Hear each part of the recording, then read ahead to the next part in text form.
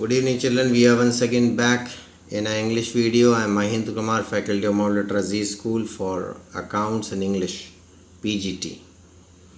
Children, today we will be revising the second poem Fire and Ice, written by Robert Frost. The first poem was also written by Robert Frost and the second poem was also written by Robert Frost. And Robert Frost is a nature poet after William Wordsworth. Okay. So in this poem he has explained us the characteristics of fire and ice and what does these two words really mean. In this poem he is describing how the world is going to end. Okay, so we'll begin the poem in the first paragraph. Some say the world would end in fire, some say in ice. Here the end of the world could mean the doom or the apocalypse, that is the doomsday, judgment day, जिस दिन पूरी दुनिया खत्म हो जाएगी, as stated in the religious texts like Bible. It could be celestial happening as stated by the astronomer mentioned earlier. He is the astronomer. It could also be the natural calamity happening on the earth itself, volcanoes or forest fire or the ice age. Because जब dinosaur मरे थे तब आसमान से आग बरसी थी and there was tectonic movements. It could also mean man-made destruction of the world because of man's greed or animosity leading to global warming and nuclear war. It also points to the collapsing of the world around a person because of his mistakes, owing to similar reasons. The poet has demarcated the reason of this destruction into two major schools of thought, one in favor of fire and the other in favor of ice. From what I have tasted of desire, I hold with those who favor ice. यानी उसने बोला कि इंसान की desires कभी खत्म नहीं होती हैं. यानी one desire is satisfied, another desire crop up in its place.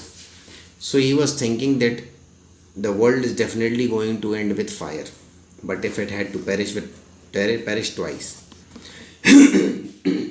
The poet knows what it means to have desires. From his knowledge and experience of his feeling, this feeling, the havoc means destruction it can cause to a person if done in excess. यानी excess of everything is bad. Population बढ़ रही है, excess हम लोग पानी का wastage कर रहे हैं. Definitely the word excess is going to bring a havoc to us. He agrees to desire, the desire can be cause of destruction. Fire is used in reference to animal tendencies in us. हम लोगों के अंदर एक जानवर जैसी tendency है, ठीक है, ज़्यादा से ज़्यादा पाने की. All these emotions are associated with hotness. Here desire could mean ambitious, aspiration, gluttony, greed, lust. We commit mistakes or to say sins in running after our desires. We do not see that it can harm other people, animals, plants or nature if we blindly go after it. Excessive emphasis on desires is what keeps us from experiencing pure joy and bliss. Bliss matlab happiness. I think I know enough of hate. Hate means ice. When a person is filled with hatred, all his feeling dies away for others. Okay, so here the poet is saying, I think now I know enough of hate to say that for destruction ice is also great. So here the poet is saying to destroy anything ice is also great, or ice like hatred is also quite great. The poet has also experienced negative feelings like hatred himself. So hatred is referred to as ice over him and also in people around him.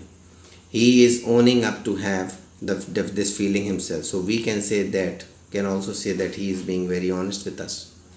Hatred is taken to be an ice cold emotion. It could also be that he had received this emotion from someone and knows what wrong it can do. When you become selfish and think only about yourself, you don't care about anybody else. Let us understand why he has associated hatred with ice, and also why destruction by ice is following destruction by fire.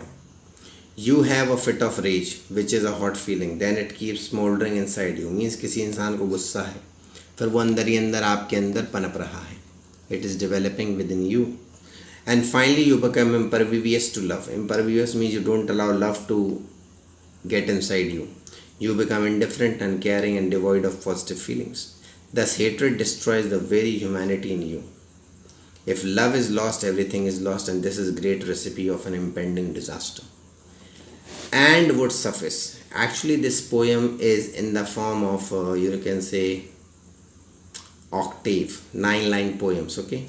And this line lingers in the mind and makes your hair stand on the ends, रोंगटे खड़े कर देती है.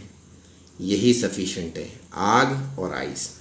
Either ice is sufficient or fire is sufficient to destroy the world. It frightens you and makes you shudder to think that very inadequacies and imperfections in human nature could boomerang on us and lead to our destruction. This poem makes us think deeper about our negativity. It propels us towards introspection. Introspection मतलब अंदर झांकना. हमें अपने अंदर झांकना है कि ये हमारी activities हमें कहाँ ले जा रही हैं. Where our activities are leading us to. What we can learn from it is that we should strive to keep human values alive. We should keep our desires and hatred in check. Desires can be controlled by being satisfied and happy with what one has. Love for all living beings and nature can be an antidote for the venom of hatred.